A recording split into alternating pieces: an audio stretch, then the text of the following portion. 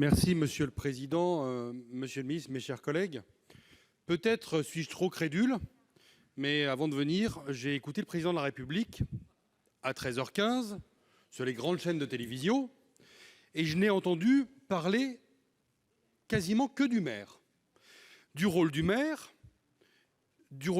dans l'ouverture des écoles. Et le Président a très clairement indiqué que si les circonstances locales n'étaient pas réunies, alors l'ouverture ne pourrait pas avoir lieu.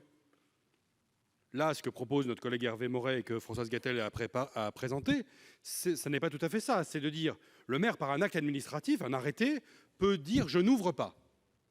Alors, on peut prendre évidemment la jurisprudence de la ville de Sceaux, qui est quand même dans des circonstances particulières, sur l'obligation de porter le masque sur le domaine public pour l'ensemble de la population. Là, on est sur plutôt une logique bâtimentaire, c'est-à-dire que le bâtiment de l'école, qui parfois d'ailleurs accueille d'autres services publics que la simple école, je ne vais pas venir à la mairie école, mais quand même, garderie périscolaire, cantine, qui sont des services publics certes facultatifs, mais très liés à l'école et qui seront, eux, sous la capacité directe du maire de dire « j'ouvre, je n'ouvre pas », voire « j'ouvre et puis je peux refermer ».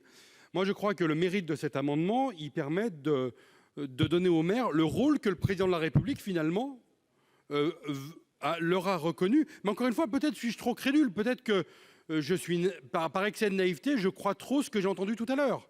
Mais je me dis, et je pense que nos différents collègues que nous avons en contact ces derniers jours nous demandent cela. Ils nous demandent parfois du temps, ils nous demandent parfois de l'accompagnement, et ils nous disent parfois que quand ils ont pris des arrêtés, et je vais dans le sens de notre collègue Paco tout à l'heure, que les arrêtés seraient tous illégaux.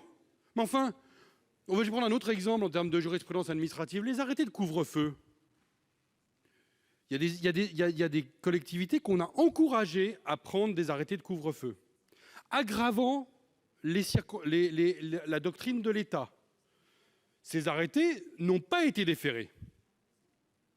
Parfois, ils ont été appliqués par la police nationale, par la gendarmerie nationale. Certains d'entre eux sont toujours en vigueur. Des arrêtés municipaux. Parfois, les préfets ont pris des arrêtés à l'échelle départementale ou sur une partie du département pour régler le problème. Donc moi, je me dis, donnons au maire la capacité de dire « je n'ouvre pas, donc je ferme ».